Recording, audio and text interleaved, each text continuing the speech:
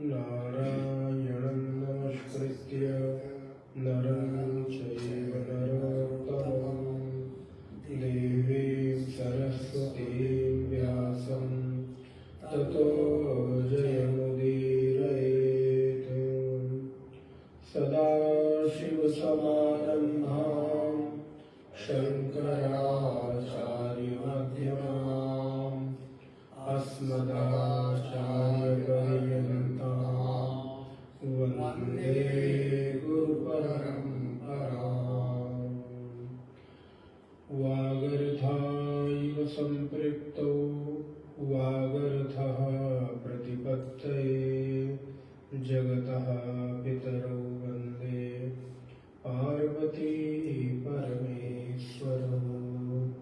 या देवी सर्वभूतेषु स्मृतिरूपेण संस्थिता नमस्तस्यै नमस्तस्यै नमस्तस्यै नमो नमः। सच्चिदानन्दरूपाय विश्वोत्पत्त्यादिहेतवे तापत्रयविनाशाय श्रीकृष्णाय वयं नमः। शान्ताकारं भुजगशयनं पद्मनाभं सुरेशं विश्वाधारं गगनसदृशं मेघवर्णं शुभांगं लक्ष्मीकान्तं कमलनयनं योगिभिर्ध्यानगम्यं वन्दे विष्णुं भवभयहरं सर्वलोकैकनाथम्। नारायण।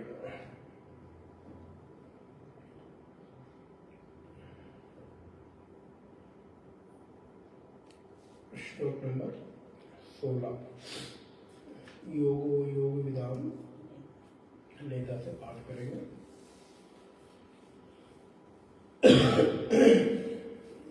नारायण।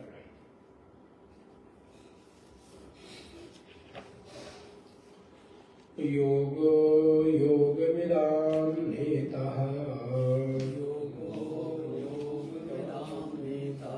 प्रधान पुरुषेश्वरः नारसिंहवपुः श्रीमान्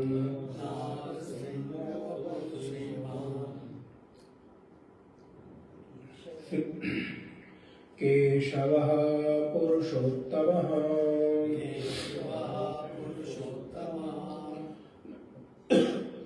नारायण।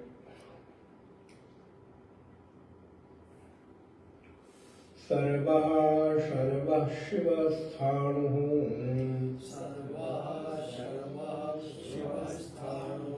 भूतादिर्निधिरव्ययः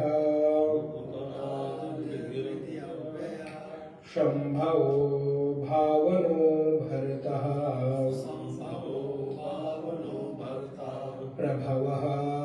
प्रभुरीश्वरः स्वयंभुः शम्भुरादित्यः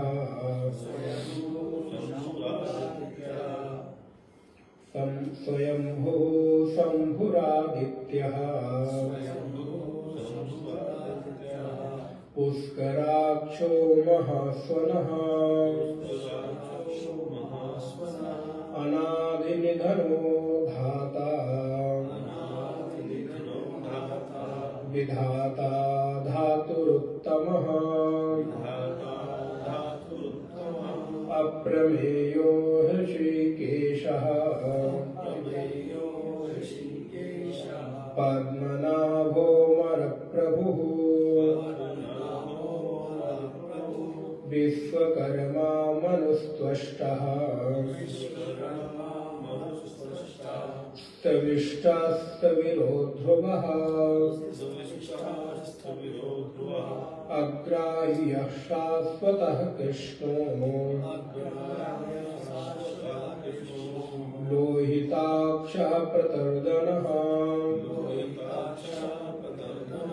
प्रभूतस्त्रैककुब्धामः पवित्रं मङ्गलं परम् ईशानः प्राणदः प्राणो ज्येष्ठः श्रेष्ठः प्रजापतिः हिरण्यगर्भो भूगर्भो माधवो मधुसूदनः ईश्वरो विक्रमी धन्वी मेधावी विक्रमक्रमः अनुत्तमो दुराधर्षः कृतज्ञः कृतिरात्मवान् सुरेशः शरणं शर्मः विश्वरेता प्रजाभवः अहा संवत्सरो व्यालः प्रत्ययः सर्वदर्शनः अजः सर्वेश्वरः सिद्धः सिद्धिः सर्वादिरच्युतः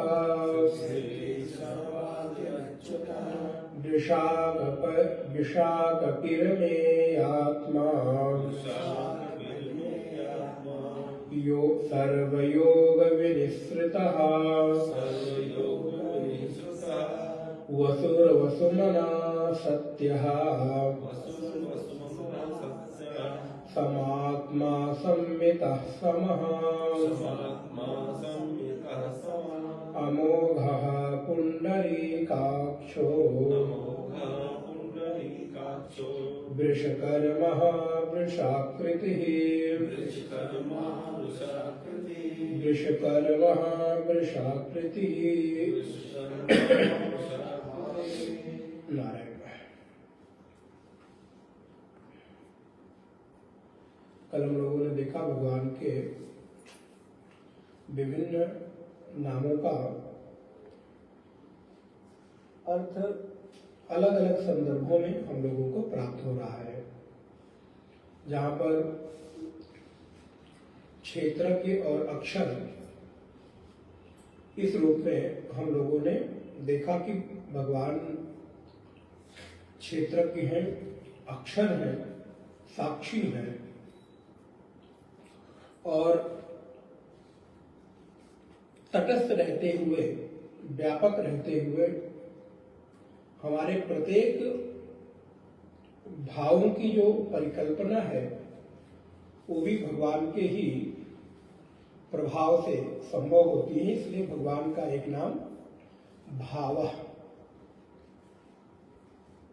ये भी आप लोगों ने कल की कक्षा में देखा। अब हमारे भीतर कोई भाव उठे उन भावों को ईश्वरकृत ही मानना चाहिए। प्रश्न आएगा कि कई बार कुछ भाव उपयोगी होते हैं, कुछ भाव उपयोगी नहीं होते हैं। कभी कभी क्रोध का भाव आता है, कभी कभी लोभ, मोह, ईर्ष्या, राग, द्वेष, किसी के लिए निंदा का भी भाव आता है, किसी के अहित की भी कल्पना होती है, इत्यादि। तो भगवान इस बात को तो स्पष्टता के साथ कहते हैं कि अर्जुन, भीतर बैठकर मैं ही सबको प्रेरित कर रहा हूं, सारी वृत्तियां मेरे द्वारा ही दी जा रही हैं। गोस्वामी जी कहते हैं, पूर्व प्रेरक रघुवंश विभूषण। जो भी हमारे भीतर की प्रेरणा है, भावनाएं हैं, वो भगवान के कृपा से ही होती है।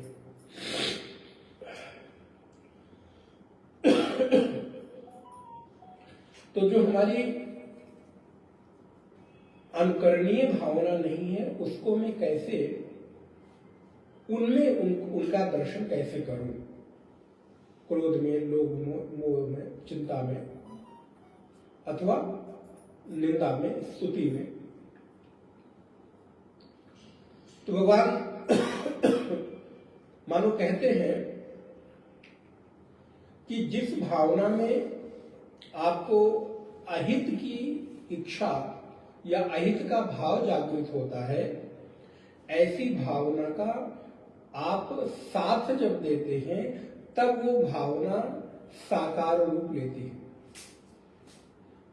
आपके भीतर क्रोध आएगा, स्वाभाविक ही आएगा। भगवान को स्वयं आता है।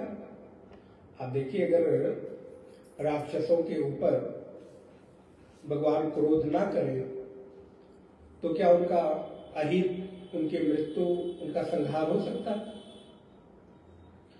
दूसरा उदाहरण, भगवान ने कुरुक्षेत्र के युद्ध में ये प्रतिज्ञा ले रखी थी कि मैं शस्त्र नहीं उठाऊंगा, लेकिन परिस्थितियां ऐसे निर्मित हुई, अपने भगवान अपने भक्त के इच्छा की पूर्ति के लिए शस्त्र भी उठाए। प्रतिज्ञा है कि शस्त्र नहीं उठाऊंगा, लेकिन शस्त्र उठाया, चक्र हाथ में लिया, और मानो उस समय भगवान का रौद्र रूप प्रकट हुआ। नरसिंह भगवान को देखो तो भगवान का रौद्र रूप है ही है, विराट रौद्र रूप है। जहां पर माता लक्ष्मी, उनकी जो अर्धांगिनी है, वो जाने से डरती हैं। भागवत जी में आप श्रवण करेंगे, माता लक्ष्मी कहती, भैया इस समय मैं भगवान के सामने नहीं जा सकता, जाओ।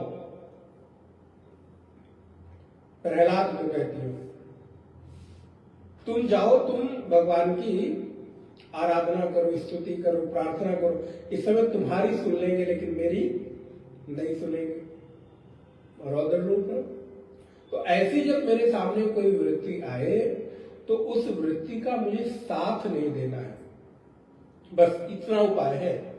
अब ये ना माना जाए कि ये वृत्ति भी तो भगवान की ही प्रेरणा से है, चलो इसको भी साकार रूप दे दिया जाए।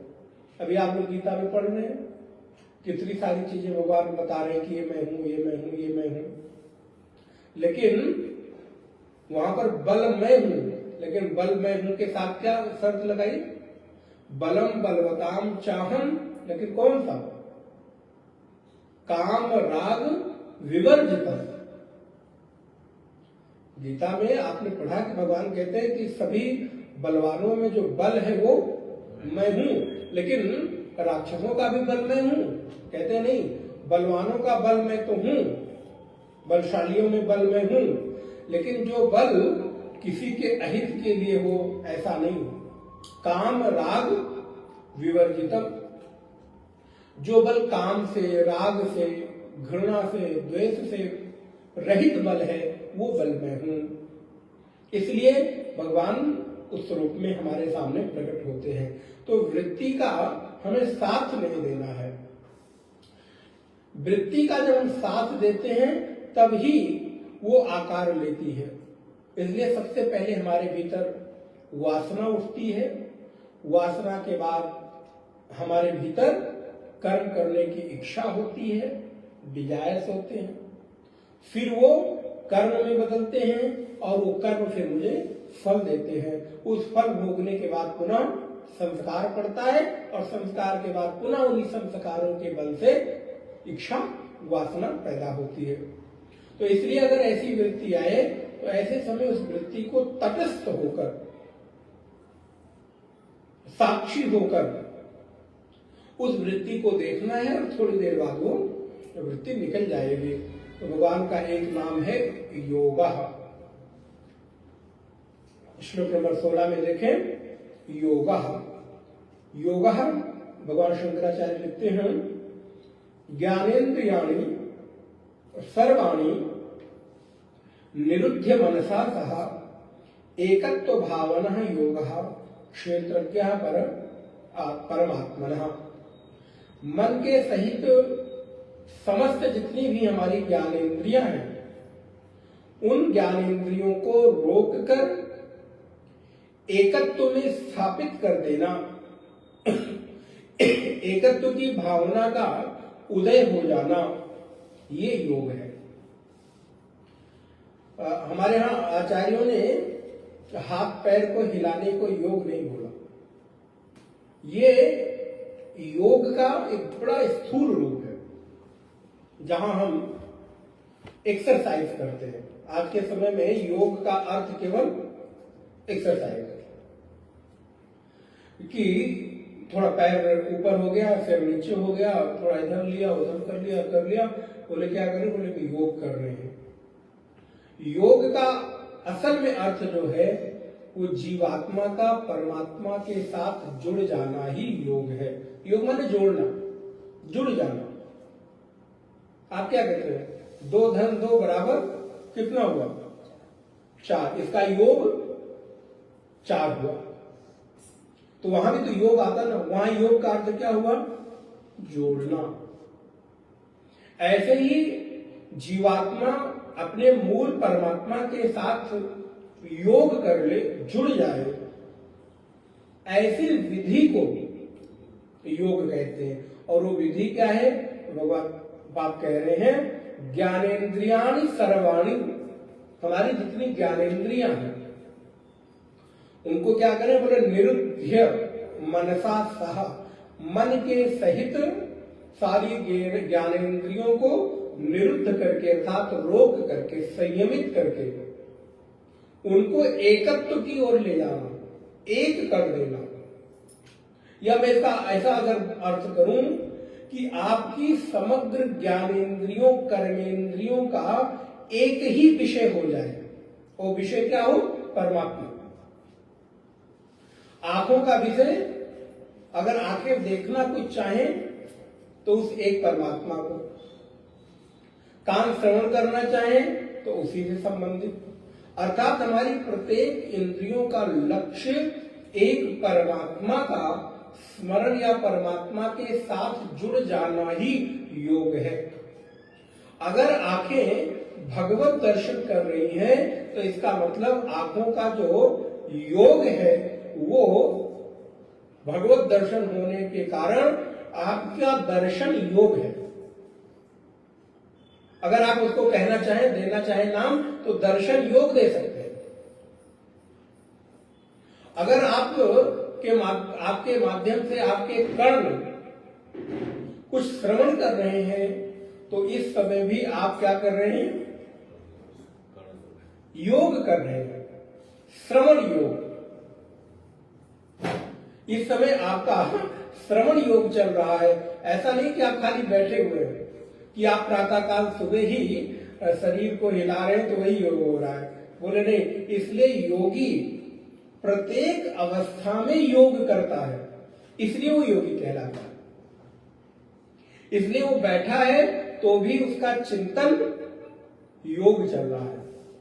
बोल रहा है तो वाणी का योग चल रहा है, प्रवचन का योग चल रहा है। श्रवण कर रहा है कोई साधक, कोई भक्त, तो श्रवण का योग चल रहा है। दर्शन कर रहा है तो दर्शन का योग है।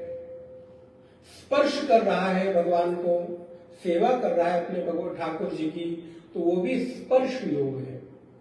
आप देखिए कितने प्रकार के योग हैं हमारे। तो आप चाहें तो आप अपनी प्रत्येक इंद्रियों से योग कर सकते हैं, प्रतिक्षण कर सकते हैं, और मन के द्वारा मन योग कर सकते हैं, जिह्वा के द्वारा जप योग कर सकते हैं, वाणी के द्वारा स्वाध्याय अथवा प्रवचन अथवा चिंतन का भाव लेकर एक दूसरे के साथ। इसलिए पंचदशी में तो पंचदशी का बड़ी सुंदर बात कहते हैं, तत्चिंतनम तत्कथनम अन्योन्यम तत्प्रबोधनम। स्वामी विद्यानंद स्वामी जी, तत्कथनम तत्चिंतनम तत्कथनम अन्योन्यम तत्प्रबोधनम एतद एक परत्वं च ब्रह्माभ्यासम विदुर्बुधाः। जो बुध लोग हैं इसी को ब्रह्माभ्यास कहते हैं। बोले किसे? बोले मन के द्वारा चिंतन कर रहे हैं, कोई भक्त साधक मिल गया तो उसको श्रवण करा रहे हैं अथवा श्रवण कर रहे हैं, दर्शन कर रहे हैं, एक दूसरे के साथ चर्चा भी किसकी कर रहे हैं? बोले चर्चा भी तत्व वस्तु की ही कर रहे हैं। उसी वस्तु की चर्चा करने के कारण वो क्या हो गया? बोले ब्रह्माभ्यास हो गया। तो प्रत्येक अवस्था में साधक ब्रह्माभ्यास कर रहा है। तत्चिंतनम तत्कथनम अन्योन्यम तत्प्रबोधनम एतद एक परत्वं च ब्रह्माभ्यासम विदुर्बुधाः। बुध लोग इसी को ब्रह्माभ्यास कहते हैं। तो भगवान का एक नाम योग भी है, अर्थात जिस योग के माध्यम से हम उस एक तत्व का साक्षात्कार करते हैं, जिस विधि के द्वारा हम उस एक परमात्मा को पाने का उपक्रम करते हैं, वो विधि योग कहलाती है। अब हमको देखना है कि मैं कौन से योग में अपने आप को अनुकूल पाता हूं। हो सकता है कि किसी को खाली श्रवण में आनंद आता हो, किसी को जप में आता हो, किसी को स्वाध्याय में आता हो, किसी को हवन में होता हो, किसी को पूजा में होता हो। तो वो प्रत्येक विधि उसके लिए योग बन जाती है। तो योग जो भी हमको परमात्मा से जोड़ने की क्रिया हम करें, वो प्रत्येक क्रिया हमारे लिए योग है। इसलिए केवल देह को स्वस्थ रखने की क्रिया का नाम योग नहीं, वो भी अंग है, वो भी हिस्सा है, वो भी मना नहीं किया जा रहा है। क्योंकि शरीर स्वस्थ होगा तो आपकी साधन अच्छे होंगे, लेकिन केवल वहीं तक सीमित हो जाना या योग को वहीं तक ले आकर रोक देना, तो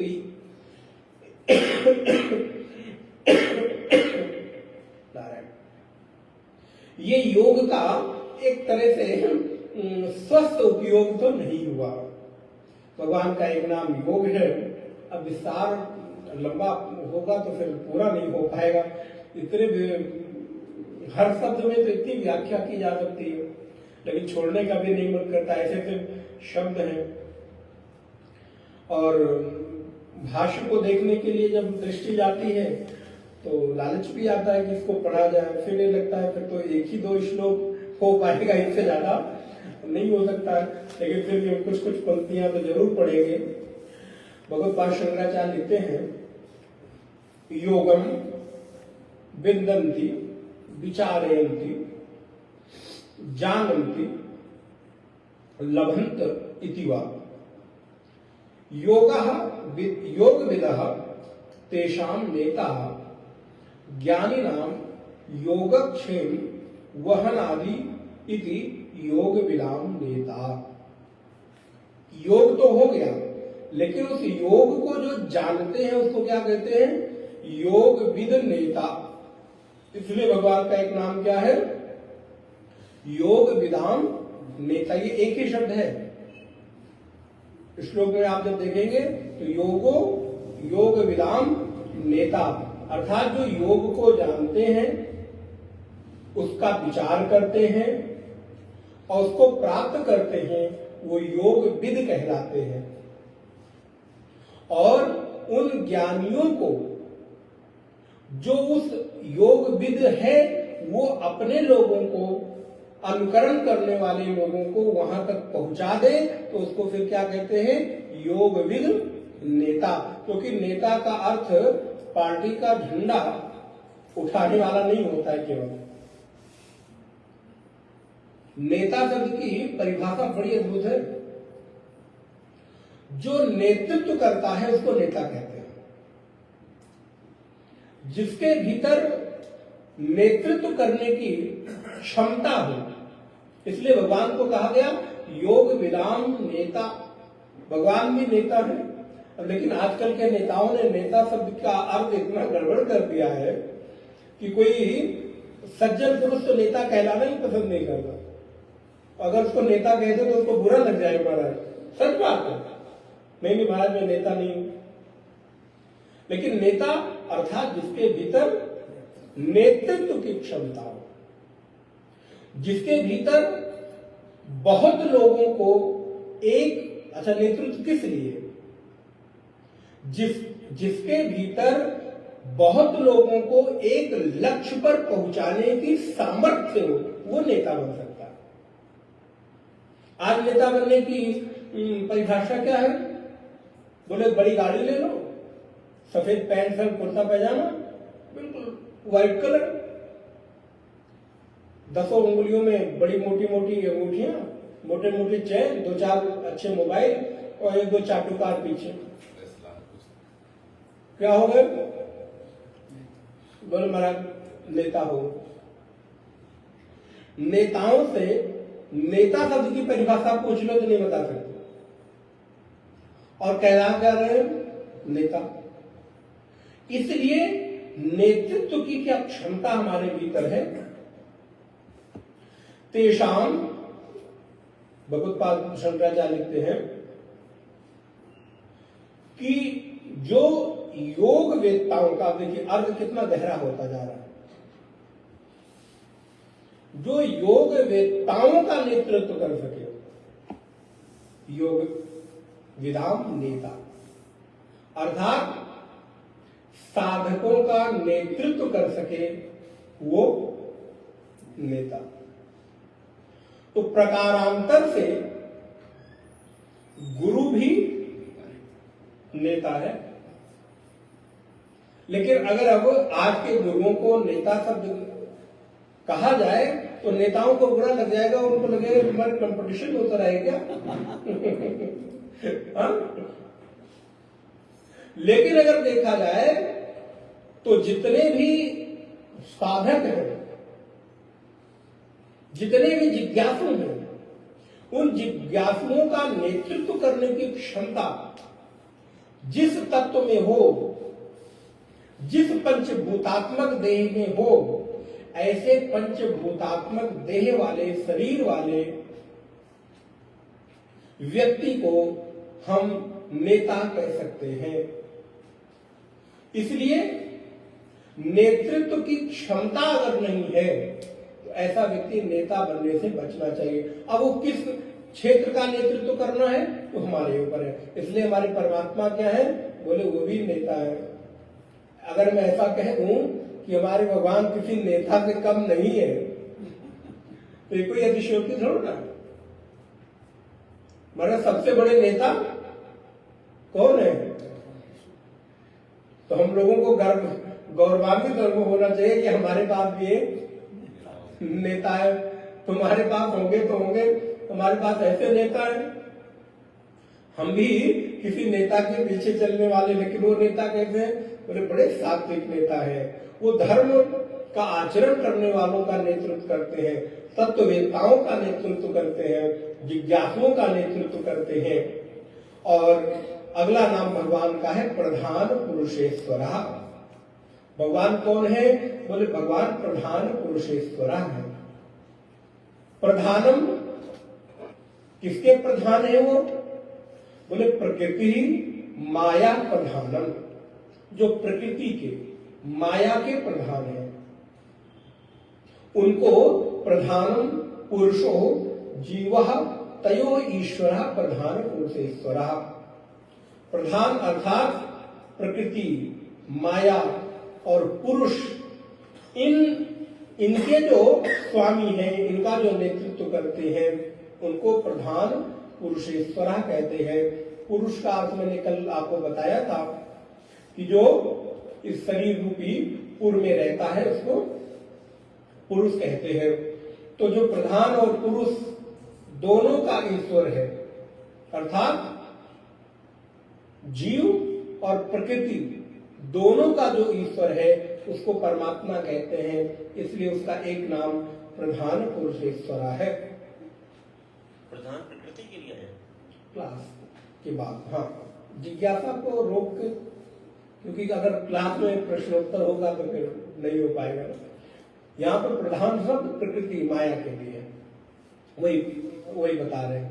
प्रधान अर्थात प्रकृति माया, और उसका जो स्वामी है, उसका जो ईश्वरत्व करते हैं, उनको प्रधान पुरुषेश्वर कहते हैं। संस्कृत में एक सिद्धांत है, शब्दस्तु अनेकार्थी, एक शब्द के अनेक अर्थ होते हैं। कहीं कहीं ब्रह्म का अर्थ माया होता है, कहीं कहीं ब्रह्म। अब इसका मतलब ये नहीं कि हमने एक बार अगर ब्रह्म शब्द पढ़ा तो जहां जहां ब्रह्म आया वहां पर उसी ब्रह्म की चर्चा हो रही है। कभी कभी ब्रह्म शब्द माया के लिए प्रयोग होता है, कभी ब्रह्म शब्द वेद के लिए प्रयोग होता है।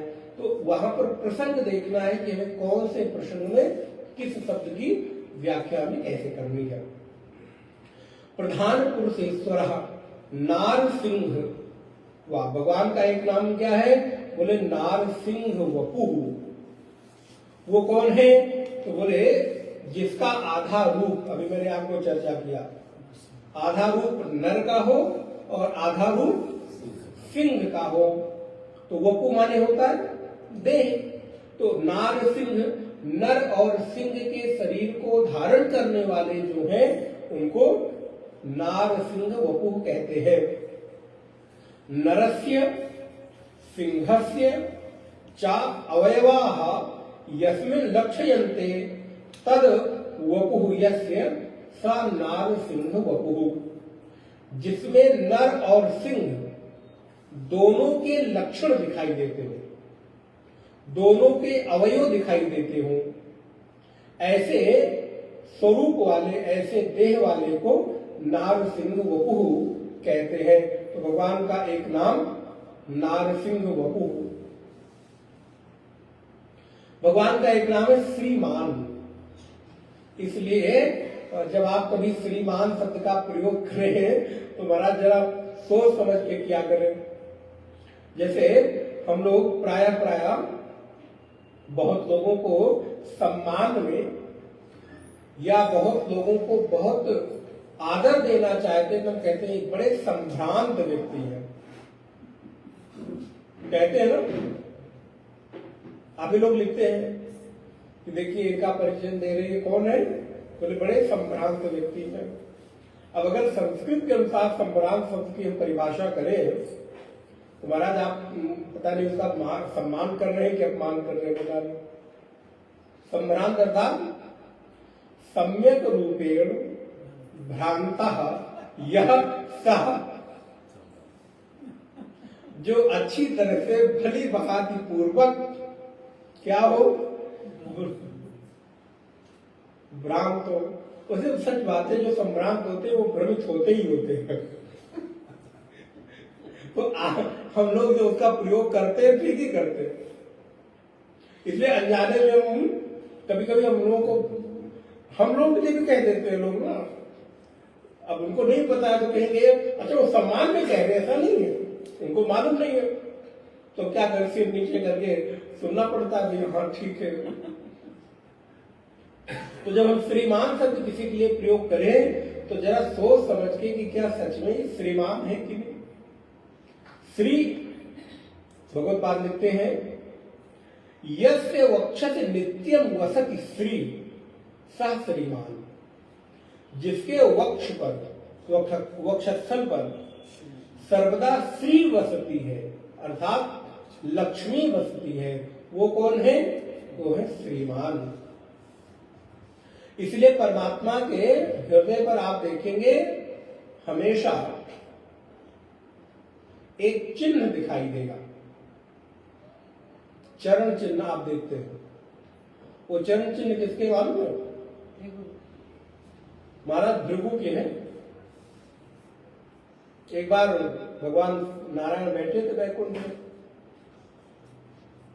भृगु ऋषि गए, कुछ बोला होगा, कुछ नहीं समझ आया। महाराज महात्माओं का क्या, ऋषियों की भी तो अपनी जब आ जाए मन में, उनको किससे डर की कोई, ये सब कुछ छोड़ा तो तुम्हारे लिए कौन सा हमें मुंह पाल के बैठना। नारद जी क्या कहते हैं? परम स्वतंत्र से पर कोई भाव मने करो तुम सोई। मैंने मांगा था तुम्हारा चेहरा और दे दिए बंदर का चेहरा। इतने स्वतंत्र हो गए, इतनी हिम्मत तुम्हारी। बड़ा डांटा नारद जी ने भगवान नारायण को, लेकिन भगवान नारायण तो नारायण कितने प्यार से सुन लिया। अच्छा नारद जी बिल्कुल बिल्कुल अच्छी बात है, लेकिन उसके बाद भी नारद जी का अहित नहीं होने दिया। इसी को तो नारायण कहते हैं, इसी को तो भगवान कहते हैं। इसी में अगर जीव को, किसी जीव मतलब हम जैसे व्यक्ति, पुरुष,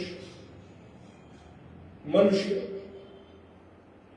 कुछ सद्गुण हम लोगों में भगवान से आ जाए तो जरा हम लोगों को अभिमान नहीं करना चाहिए।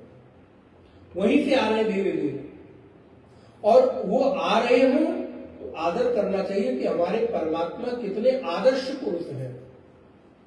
इतना सब कुछ होने के बाद भी जाओ नारद जी, मैं वही करूंगा जिसमें तुम्हारा हित होगा, भला होगा।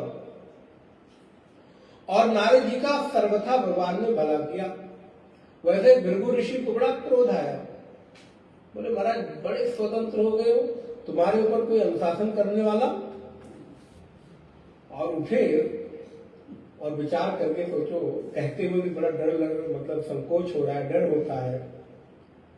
तो भगवान विष्णु के हृदय पर एक लात मारी, राम राम राम। हम लोगों को सुन के कैसा लग रहा है? भगवान विष्णु ने पैर पकड़ा और अरे विप्रश्रेष्ठ, आपके चरण इतने कोमल हैं, कहीं हम जैसे कठोर पुरुष के हृदय पर आपके चरणों के प्रहार से आपके चरण में चोट तो नहीं लगती? आप जस्ट विचार करके देखो। अभी कथा को एक किनारे करो, उस परिस्थिति को एक किनारे करो, आप उस उन्नत भाव को विचार करके देखो कि हम तो कौन है? बोले हम तो महाराज क्षत्रिय पुरुष हैं। क्षत्रिय का अर्थ जाति से नहीं लीजिएगा, श्रेष्ठता से, बलवान से, बल से, वरिष्ठता से, वीर से, तेज से। और हमारा जो हृदय है, वक्षस्थल है, बड़ा मजबूत है महाराज। और आपको विप्र, ब्राह्मण, कोमल क्यों? बोले तुम्हें जंगल जंगल भटकने की तो आदत है नहीं, जहां ज्यादा गंगा के किनारे जाते हो, तीर्थों में भटकते रहते हो, या अपनी आश्रम और कुटिया में बैठ के भजन करते हो, तो तुम्हें ज्यादा चलने वलने की आदत नहीं है। तो कहीं हमारा जो हृदय है वो कठोर है और तुम्हारे चरण इतने कोमल है, तो इस कठोर हृदय पर कोमल चरण पड़े हैं तो चोट तो नहीं लगी। लाओ देखो और सुनिए, आज से आपके चरणों में जो चिन्ह है ना, अब सर्वदा के लिए मैं अपने हृदय पर, क्योंकि आप जैसे तपस्वी ऋषि के, ब्राह्मण के चरणों का हृदय पर चिन्ह के रूप में धारण कर लेना, ये हमारे जैसे तपस्वी राजाओं के लिए सौभाग्य की बात होगी। उस दिन से भगवान अपने हृदय पर, आप देखिए, आपने घर में लड्डू गोपाल अगर रखे हो, कभी ध्यान दिया हो, या किसी भगवान की, विष्णु की पीतल आदि की मूर्ति आपने रखी हो, देखी हो, तो भगवान के हृदय पर चिन्ह बने रहते हैं चरणों। किसके हैं? बोले महाराज भृगु के हैं, तो उसको धारण किया। इसलिए भगवान का एक नाम क्या है? श्रीमान। उनके हृदय पर सर्वदा श्री। तो मैं कहना ये चाह रहा था कि जिसके घर में ब्राह्मणों के, गुरुओं के, संतों के, आचार्यों के, भक्तों के चरण पधारते हो, समझिए वो घर श्रीवान होता है। सामान्य लोग तो चाहकर भी अपने घरों में किसी श्रेष्ठ पुरुष के चरणों को कभी पदार्पण नहीं करा पाते। एक जगह तो मैंने कहीं पढ़ा, बोले अगर किसी गृहस्थ के परिवार में, गृहस्थ परिवार के घर में कभी किसी ब्राह्मण के चरणों से, गुरुओं के चरणों से धोया हुआ जल का छिड़काव ना हो, तो ऐसे घर को घर नहीं समझना चाहिए। किसी गृहस्थ के घर में गुरु, संत, आचार्य के चरणों का जल से अगर वो पृथ्वी गीली ना हो, तो वो भक्त और साधक नहीं है। क्यों? क्योंकि इसका मतलब उसने श्री को अपने घर में पधराया नहीं। जब भगवान विष्णु अपने हृदय पर धारण कर सकते हैं, तो मैं अपने घर में तो पधरा ही सकता हूं, धारण कर ही सकता हूं। अच्छा, इसका दूसरा, हमारे भी हृदय पर चरणों का चिन्ह न भी धारण हो, तो गुरुओं के चरणों का जो आश्रय है, अगर वो धारण हो जाए, तो मान के चलिए विष्णु की तरह आपने भी अपने हृदय में गुरु चरणों को धारण कर लिया। और आप देखिए, गुरुओं के, संतों के हमेशा चरण पूजनीय होते हैं। क्यों? क्योंकि जिनके आचरण की शुद्धता है, उन्हीं के चरणों में हम झुकते हैं।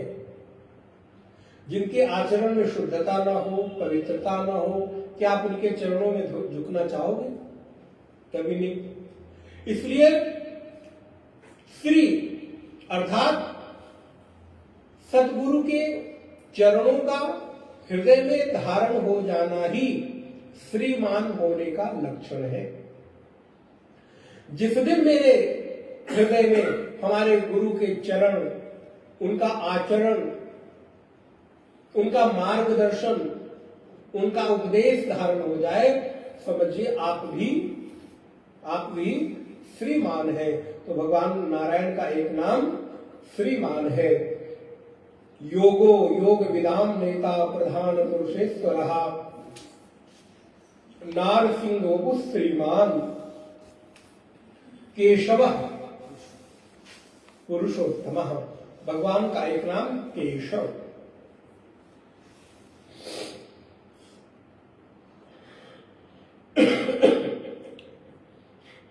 अर्थात केशव, कितना प्यारा सुंदर सा नाम है। भगवान शंकराचार्य अर्थ लिखते हैं, अभिरूपाः केशाः यस्य सः केशवः। जिसके केस सुंदर हो उसको केशव कहते हैं। आप देखिए भगवान के केस कितने सुंदर हैं। घुंघराले बाल, बालों में की जो छटाएं हैं अद्भुत सौंदर्य बिखेरती है। और मुझे लगता है कि कोई व्यक्ति ऐसा नहीं होगा जिसको अपने बालों से प्रेम ना हो। अच्छा, कौन ऐसा है जो केश से प्रेम नहीं करता? महाराज, प्रेम ऐसा कि सफेद हो जाए तो भी उसको,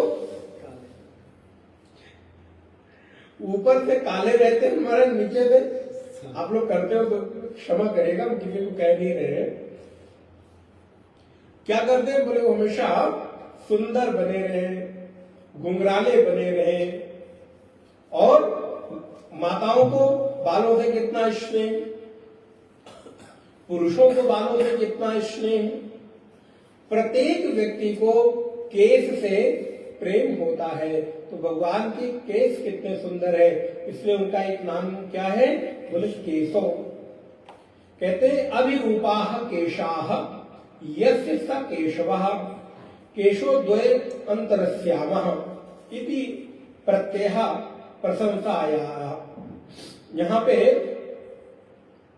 जो वह शब्द है वो प्रत्यय है, वो प्रशंसा के अर्थ में आया है। इसलिए भगवान का जो केश है वो बहुत सुंदर है, इसलिए भगवान को केशव कहते हैं। यद्वा कस्य अस्य ईशस्य त्रिमूर्तयः केशाः ते यद्वशेन वर्तन्ते स केशवः केशिवद्वाः।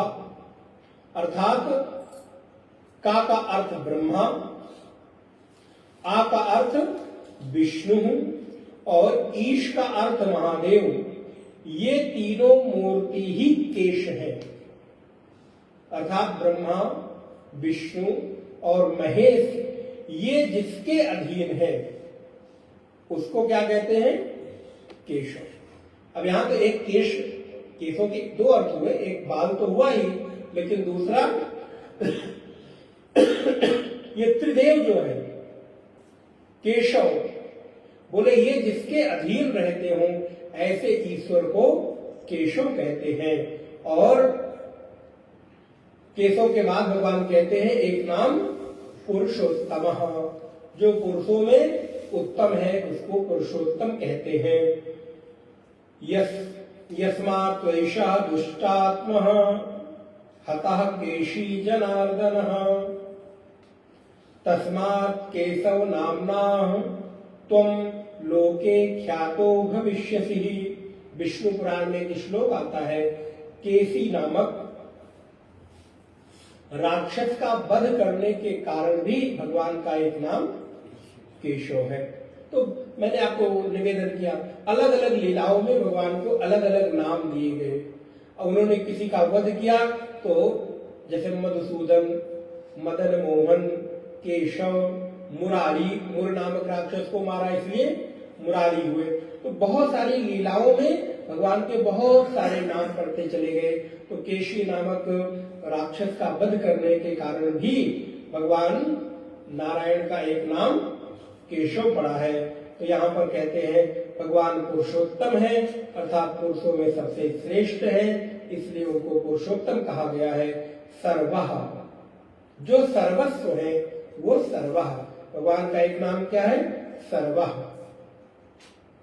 अर्थात उनके बिना कुछ न होना, उनके बिना किसी का अस्तित्व न होना, उनके बिना किसी की सत्ता का न होना, इसलिए उनको सर्वः, सब कुछ वही है, इसलिए वो सर्वः है।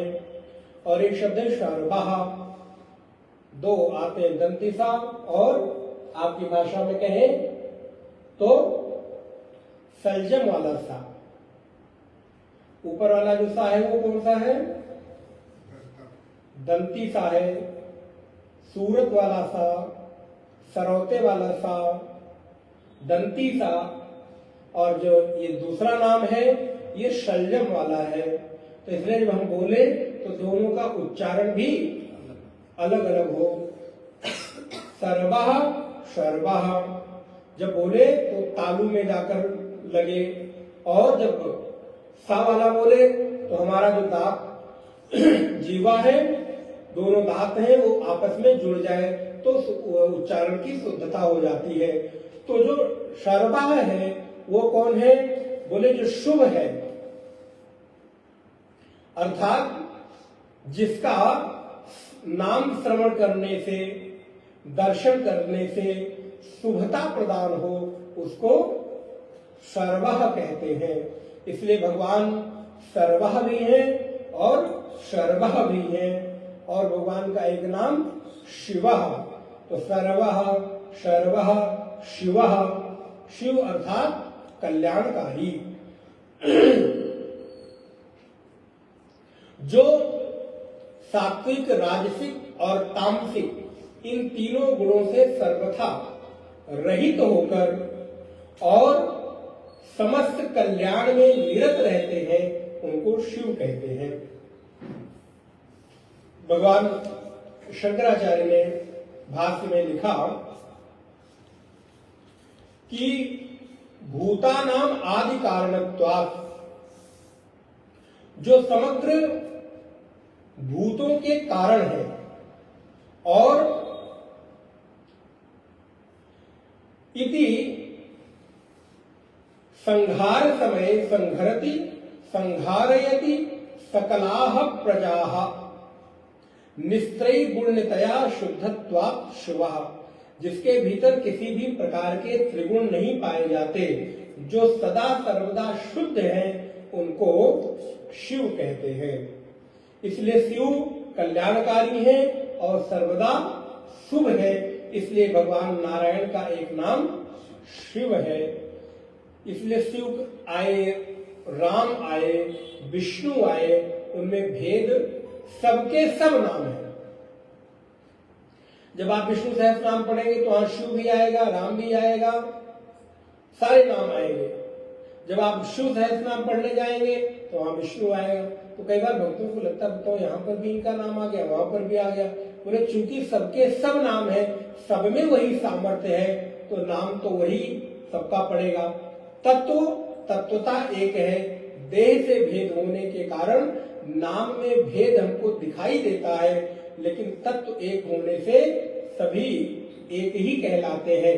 अगर हम अभी यहाँ पर आत्मिक रूप से देखें, हम सभी एक ही हैं, लेकिन उपाधि से देखें तो हम अलग अलग हैं।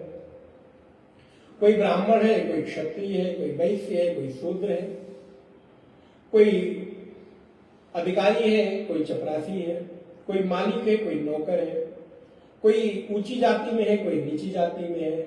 तो जाति के साथ आप देखेंगे तो भेद और उपाधि दिखाई देगी, लेकिन अगर जाति का, वर्ण का, नाम की उपाधि हटा दी जाए तो बोले सब एक ही है, क्योंकि सब में आत्मा वही एक है। इस वजह से शिवः स्थाणु, स्थाणु अर्थात जो स्थायी हो, जो अटल हो, जिनमें किसी भी प्रकार की चंचलता न हो, उनको स्थाणु कहते हैं। भूत आदि, भगवान का एक नाम भूत आदि है, अर्थात जो पंचभूत है उनके जो कारण है, इसलिए वो भूतादि है। पंचभूत आकाश, वायु, अग्नि, जल और पृथ्वी, इसके कारण होने के कारण उनको भूतादि भी कहते हैं। निधि अव्ययः, अभी एक शब्द आपके पीछे पड़ा था अव्यय, वहां पर खाली अव्यय आया था और यहां पर अव्यय के आगे निधि आ गया। निधि का अर्थ होता है, निधि का अर्थ होता है मूल्यवान। आप लोग कहते नहीं ये तो हमारी निधि है, संपत्ति है। तो निधि प्रायः अचल संपत्ति के संदर्भ में आती है, ध्यान रखें।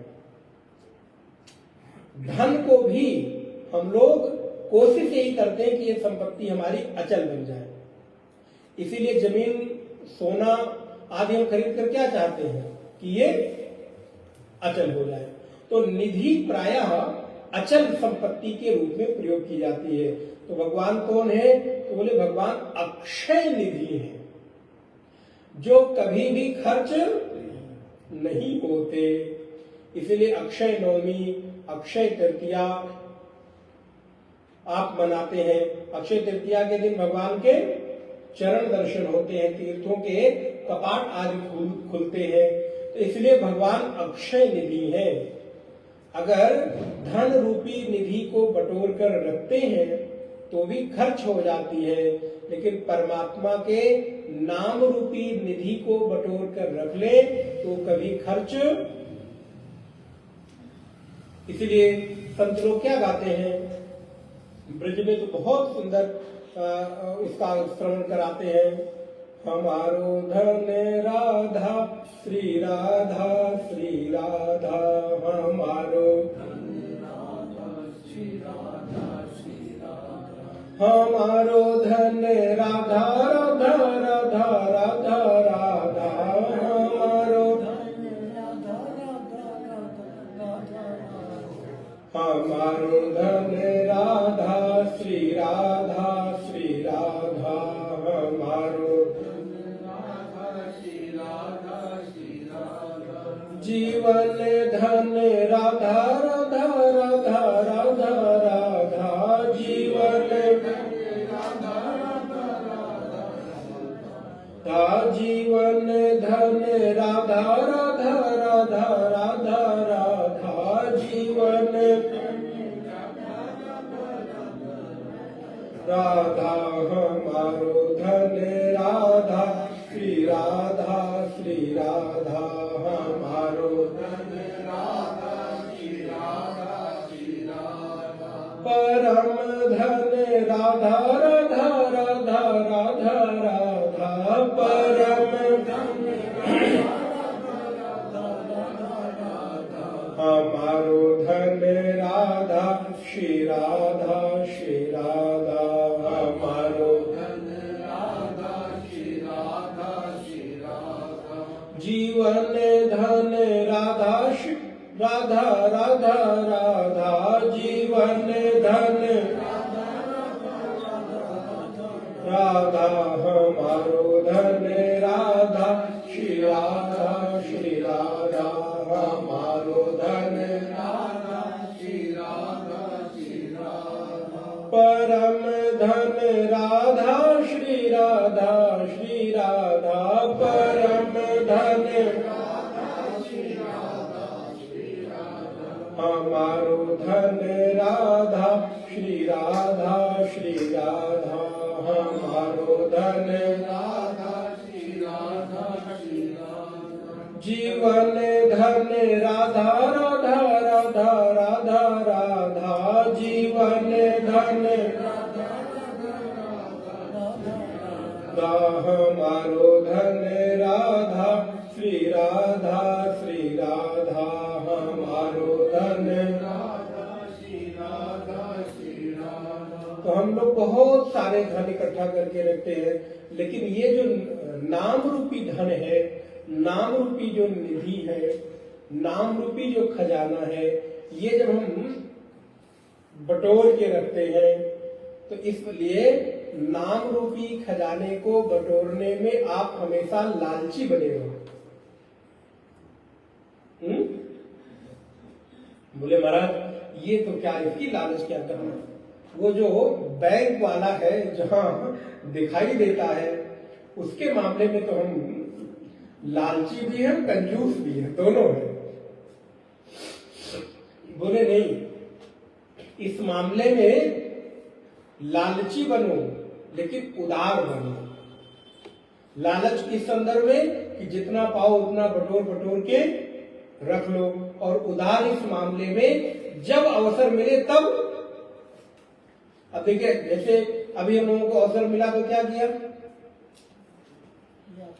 हमने लुटाया और आपने बटोरा। आपको जब अवसर मिले तो आप भी 4 लोगों के बीच लुटाइए और वो बटोर कर रख लेंगे।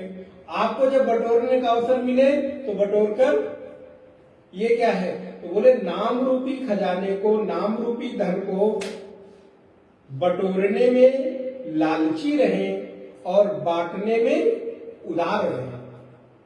अवसर मिले तो बांटते भी रहना चाहिए, जहां अवसर मिले वहां भगवत नाम संकीर्तन करते रहना चाहिए, नाम जप हमेशा करते रहना चाहिए। अच्छा, दिखा के करना जरूरी नहीं है।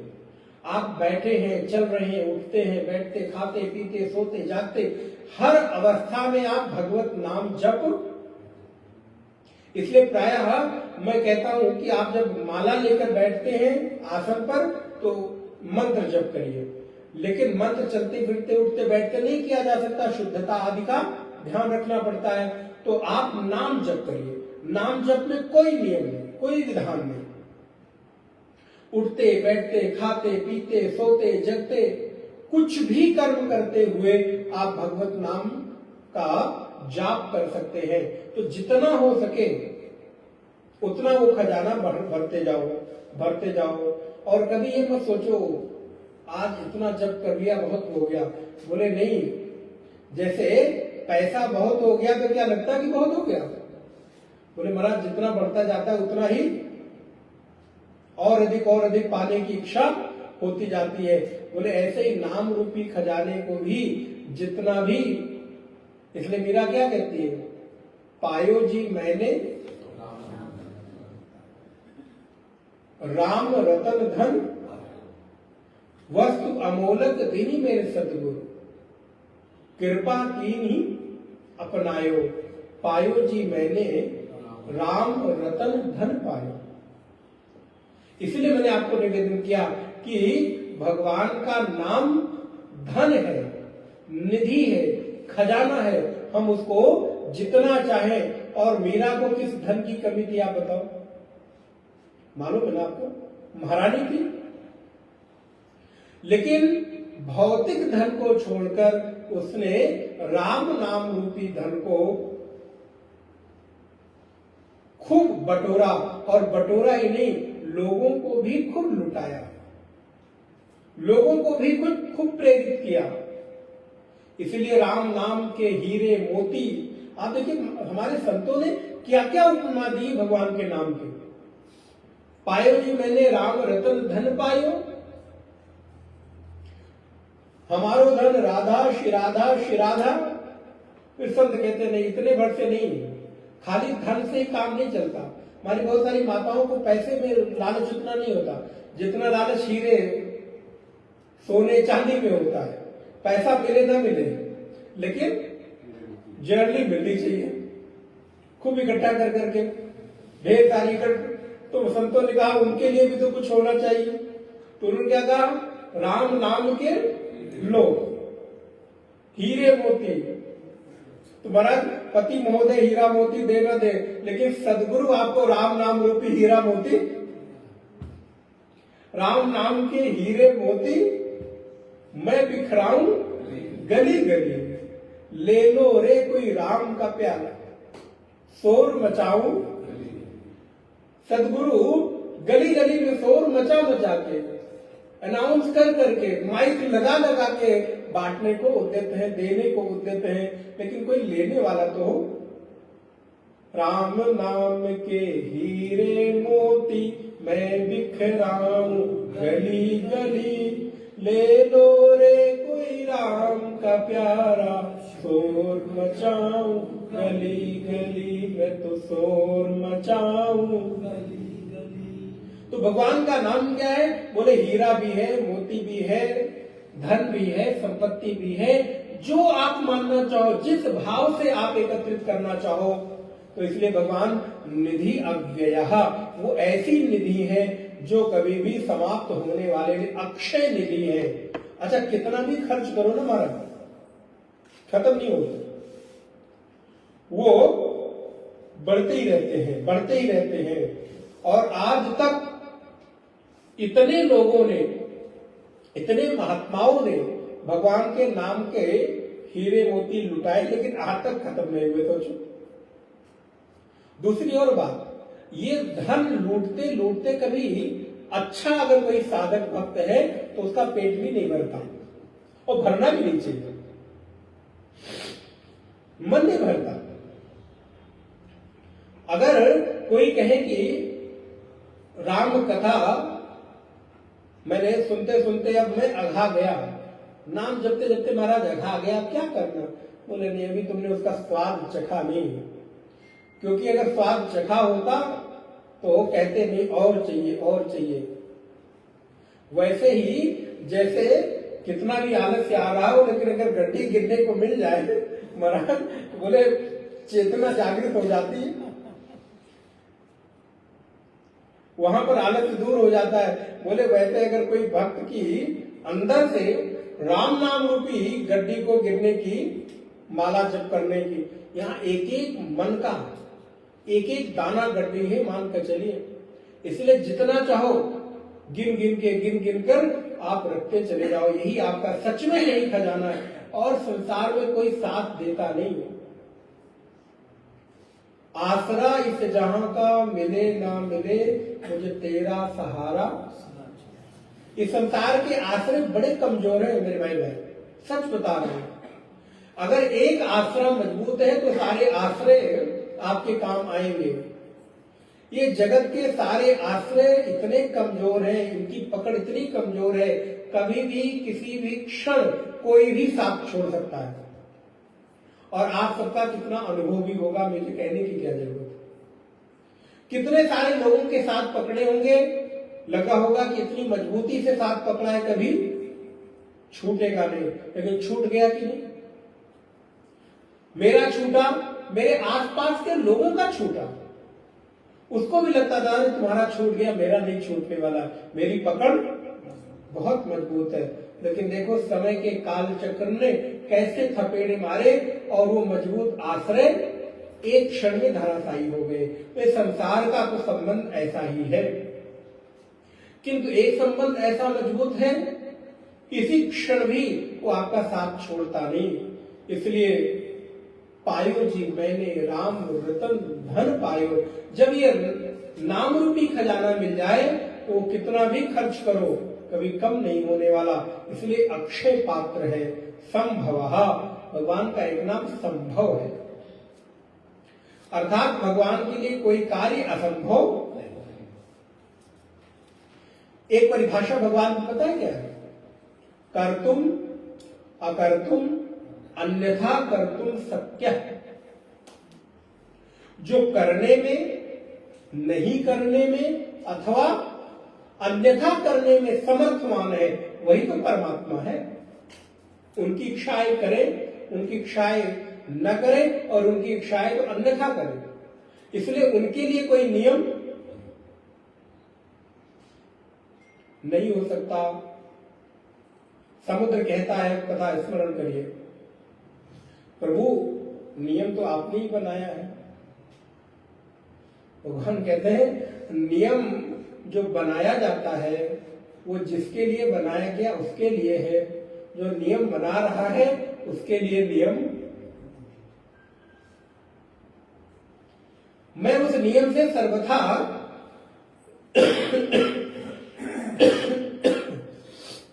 नारायण सर्वथा परे हूं। इसलिए भगवान का एक नाम संभव है, भावना। भावन अर्थात वह जो भक्तों को सब कुछ देने में समर्थवान है, वह है भावन। भगवान शंकराचार्य उसका अर्थ करते हैं। भाष्य पढ़ने का लोभ मैं स्मरण नहीं कर पा रहा हूं और उसमें समय बहुत जाता है, फिर भी थोड़ा थोड़ा।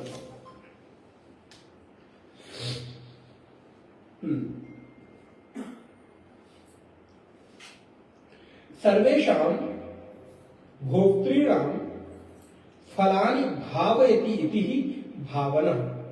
समस्त भोक्ताओं के फलों को उत्पन्न करते हैं, इसलिए वो भावन है।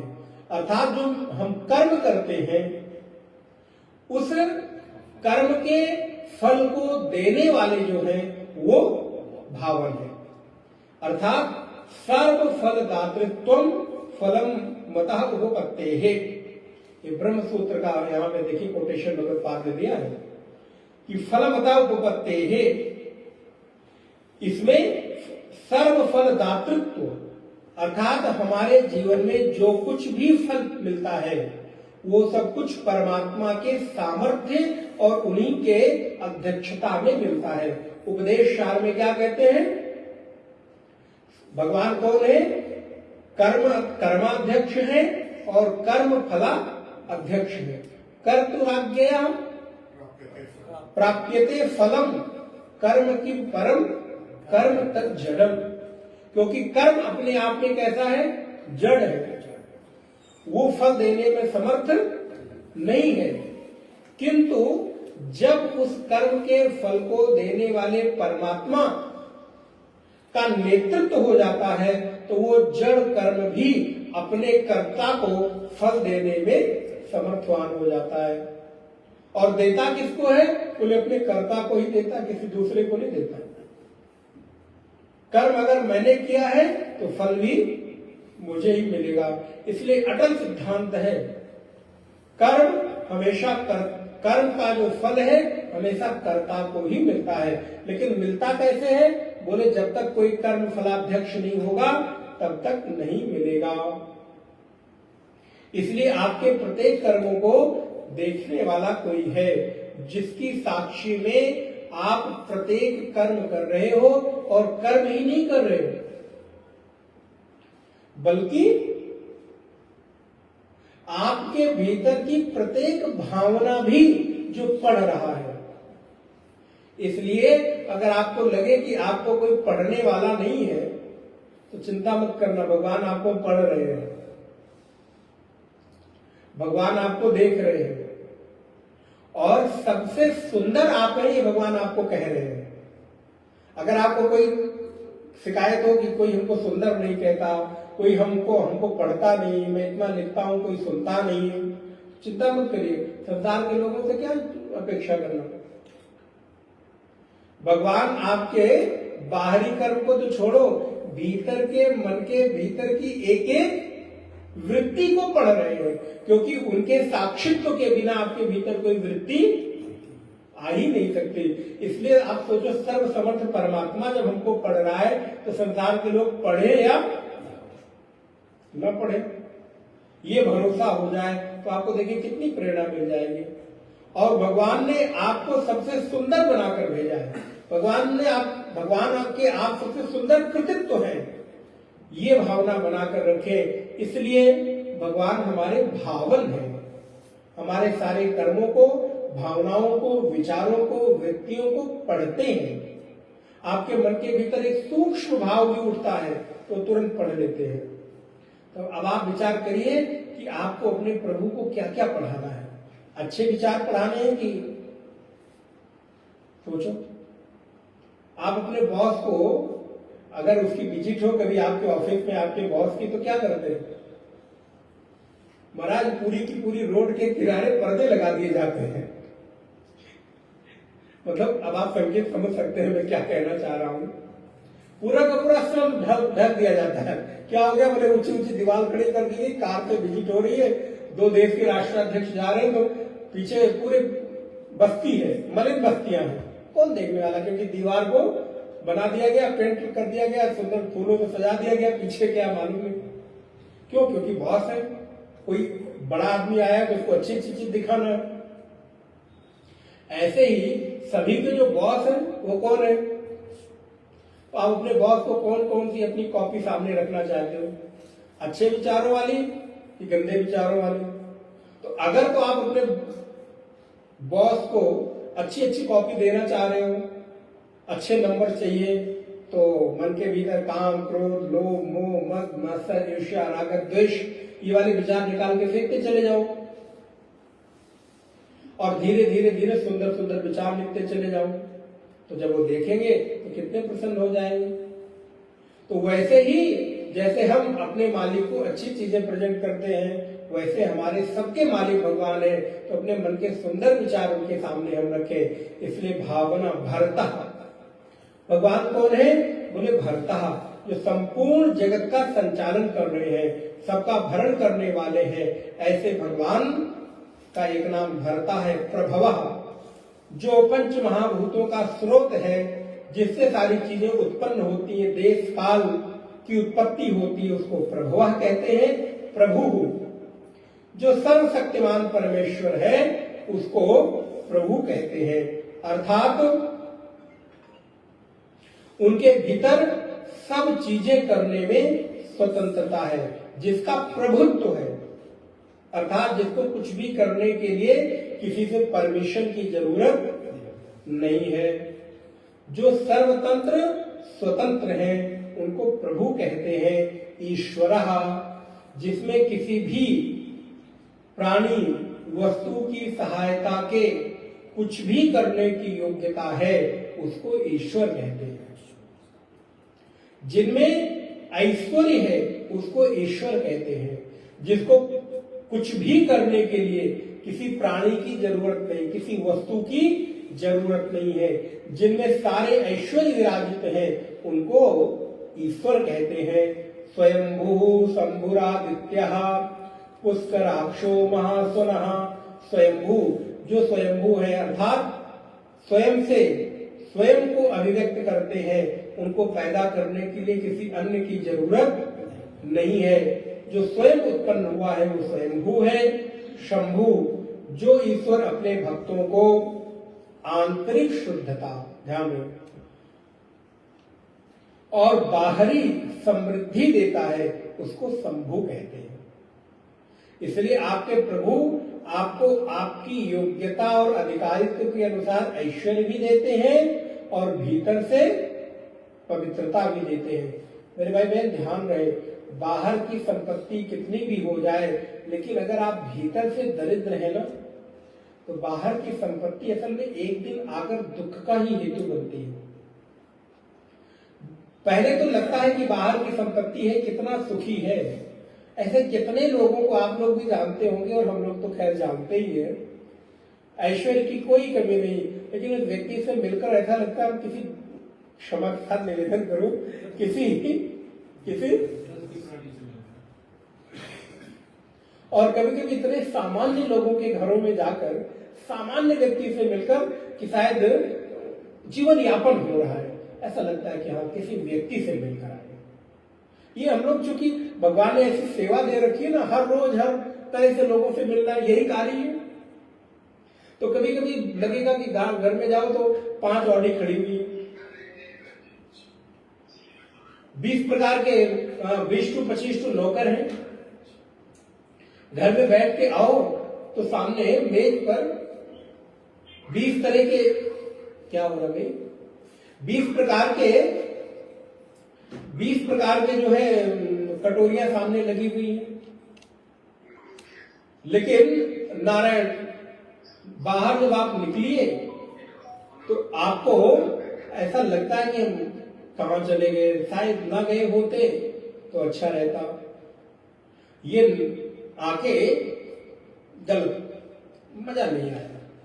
और कभी कभी किसी ऐसे व्यक्ति के यहां चले जाओ, केवल एक गिलास जल और एक कटोरी में एक कोई मीठा, एक कोई उसके भाव के अनुसार कोई पदार्थ मिल जाए, लेकिन लगता हाँ यहाँ आके इतने दिन क्यों नहीं आए, इससे पहले इससे मिलना चाहिए था। तो क्या हुआ, बोले बाहर की समृद्धि असल में भीतर से भी समृद्ध कर दे, ये आवश्यक। अच्छा, कदाचित कभी कभी भगवान दोनों देते हैं, बाहर की भी समृद्धि देते हैं और भीतर की भी समृद्धि देते हैं। तो शंभु भगवान का एक नाम है जो आपकी योग्यता के अनुसार बाहरी समृद्धि भी दे और भीतर की पवित्रता भी दे। इसलिए हृदय की शुद्धता बहुत आवश्यक है। भीतर अगर आप दरिद्र हैं, भीतर से यदि आप कंजूस है, किसके, धन के नहीं, सद्गुणों के, सद्वृत्तियों के, सद्विचारों के, भावनाओं के, तो एक दिन आकर बाहर की समृद्धि आपको लगेगा ये सब कोई ले ले, लेकिन भीतर से जरा हमको कुछ भर दे। या आप अनुभव करिएगा, देखिएगा, अब महाराज ये बाहर में कुछ मजा नहीं आता, ये तो कोई ले ले, अब कोई फर्क नहीं पड़ता, लेकिन भीतर वाली थोड़ी सी समृद्धि, थोड़ा विचार, थोड़ा सद्विचार, थोड़ा ज्ञान, थोड़ी भक्ति भर दो। लेकिन अब समय निकल गया, क्या है ना, अब पछताए हो क्या, जब चिड़िया चुग गई खेत। समय निकल गया, जिस समय वो कमाने का समय था, भीतर की संपत्ति को अर्जित करने का समय था, वो निकल गया। इसलिए भगवान का एक नाम है शंभु। भगवान से आप अपने आराध्य से प्रार्थना करना, प्रभु बाहर की समृद्धि तो देना जरूरी है, उसके बिना भी काम नहीं चलता, लेकिन प्रभु भीतर से भी हमको समृद्ध करना, भीतर से भी जरा उदार बनाना, भीतर वाली सूनेपन को समाप्त करना। उसके बिना ये बाहर की भौतिकता आपको चुभने लगेगी, काटने लगेगी। इसलिए भीतर से भी समृद्ध हो और बाहर से भी समृद्ध हो।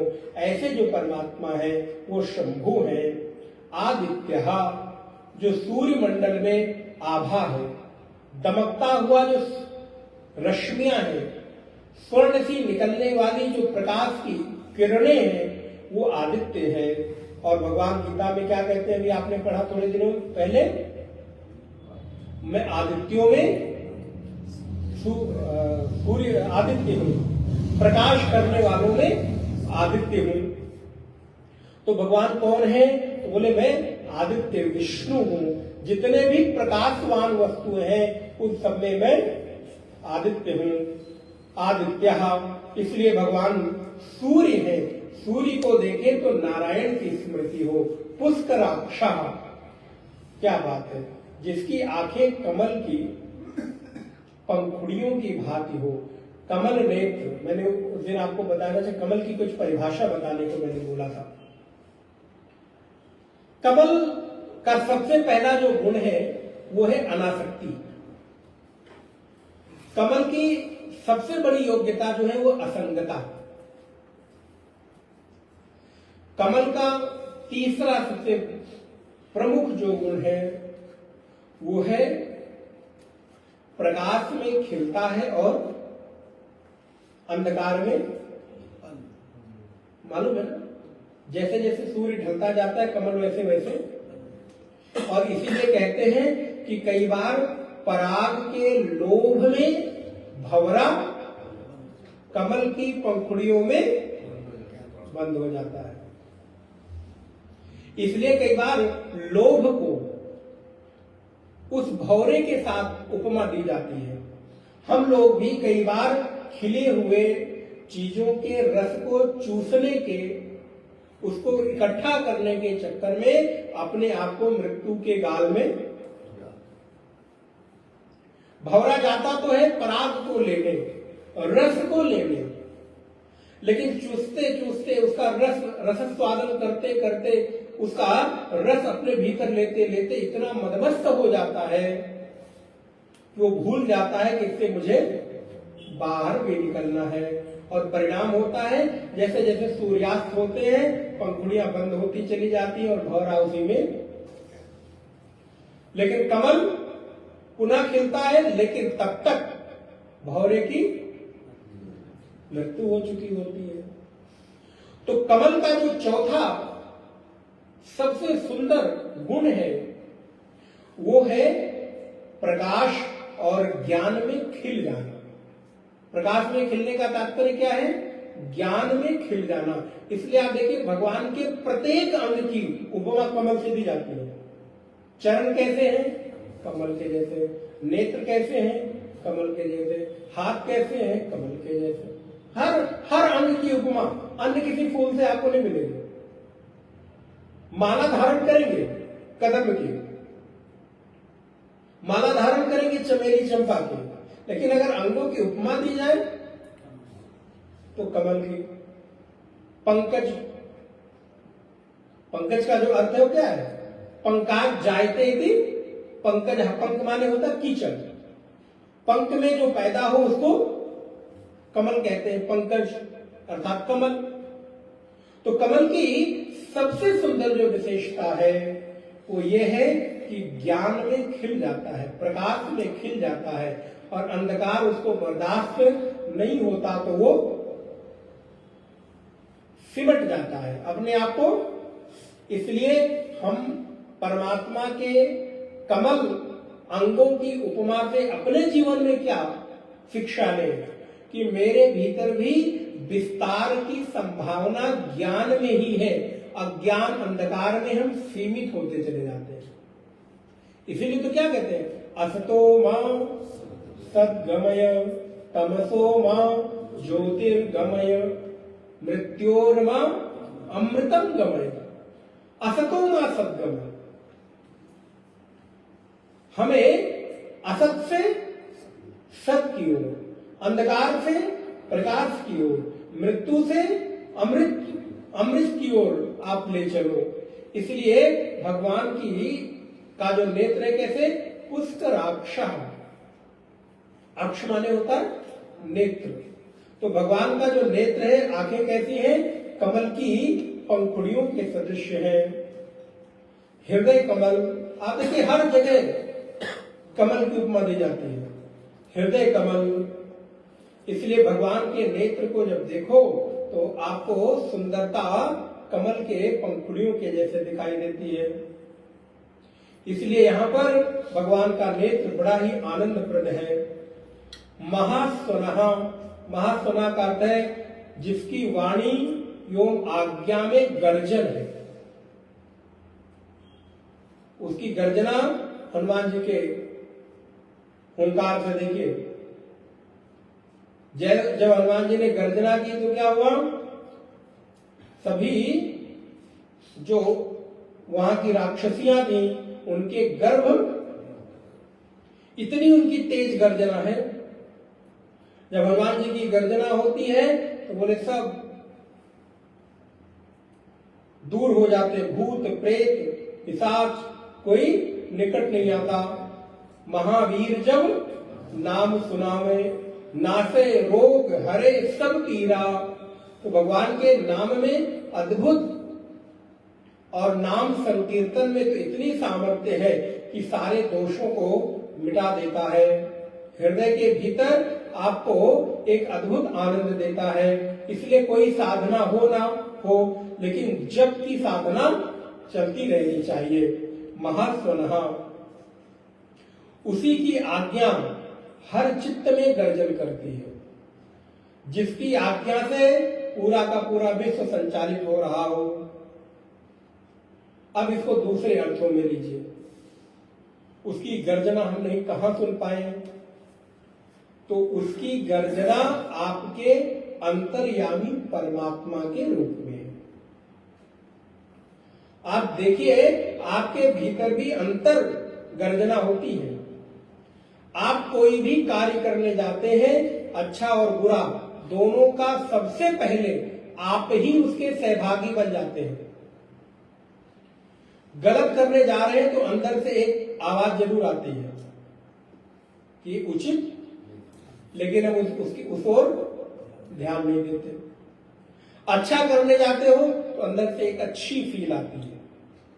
यही उसकी गर्जना है जो आपको सुनाई नहीं दे रही। अगर सुनने की सामर्थ्य हो तो हम उसको सुन सकते हैं। इसलिए परमात्मा भीतर बैठकर हमको अंतस प्रेरणा दे रहा है। अंतर्यामी बनकर उसकी आवाज अगर सुनने की क्षमता आ जाए तो मैं सुन सकता हूं। अच्छा, दूसरी योग की दृष्टि से देखें, आपके भीतर सतत एक नाद चल रहा है और उसके श्रवण के लिए आप कभी एकांत में बैठ जाएं। एक छोटी सी विधि बता रहा हूं, और अपने दोनों कानों को थोड़ा तीव्रता से बंद करें, थोड़ा जोर से बंद करें, और पंखे आदि की भी आवाज ना हो। आप देखिएगा आपके भीतर कितनी तेज आवाज है। लगेगा जैसे कोई बड़ा ड्रम बज रहा हो, जोर जोर से इतनी तेज आवाज होगी कि शायद आप डर जाए।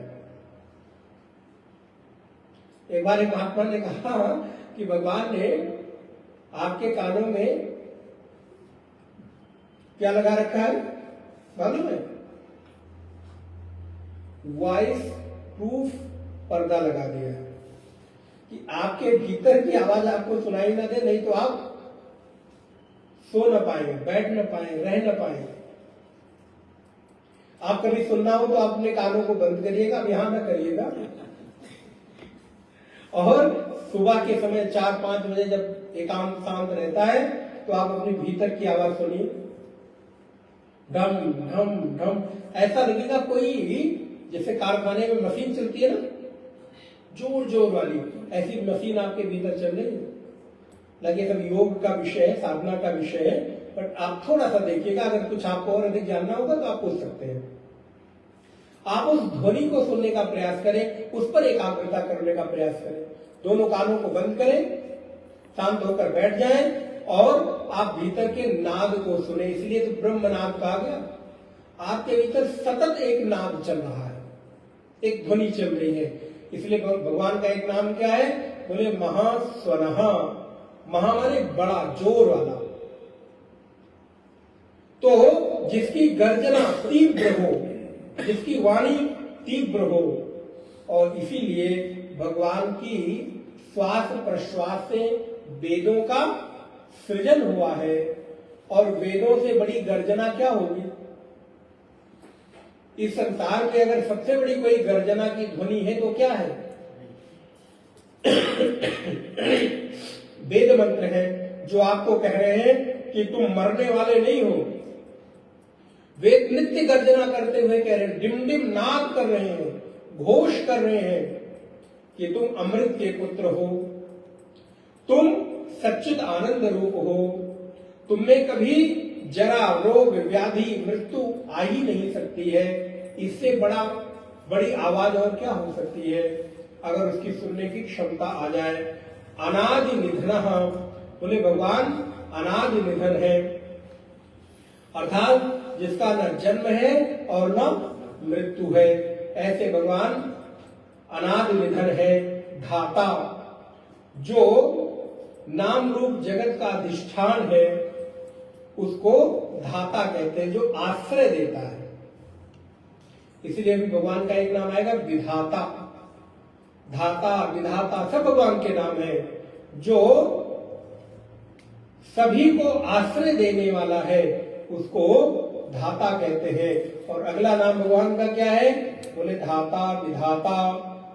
और विधाता अर्थात सभी के कर्मों को, कर्म के फलों को देने वाले विधाता है। और धातुरुत्तमः, इस संसार में जितनी भी धातुएं हैं, तत्व है, उसके वो स्वामी है, उसको पैदा करने वाले हैं। इसलिए धातुरुत्तमः, उन समस्त धातुओं में उत्तम है, श्रेष्ठ है। इसलिए भगवान का एक नाम धातुरुत्तम है।